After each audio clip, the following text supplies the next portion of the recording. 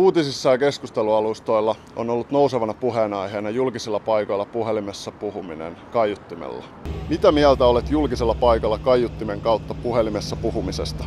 Mun mielestä se on ihan ok, kunhan volataan silleen, että ne ei häiritse muita ympärillä olijoita. No, tuntuu se ehkä vähän omituiselta, mutta en mä tiedä, jokainen tavallaan.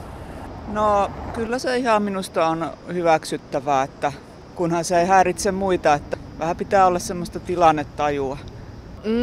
Riippuu julkisesta paikasta. Jos on joku, missä on ihan super paljon jengiä ja muutenkin iso häly, niin voisi rajoittaa. Puhutko itse puhelimessa tai kuunteletko musiikkia kaiuttimella julkisella paikalla? Puhelimessa puhun välillä, mutta yleensä sillä, että on kuulokkeet kuitenkin päässä.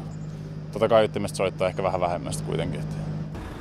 No ei, kyllä mä kuulokkeiden kautta teen tämmöiset asiat.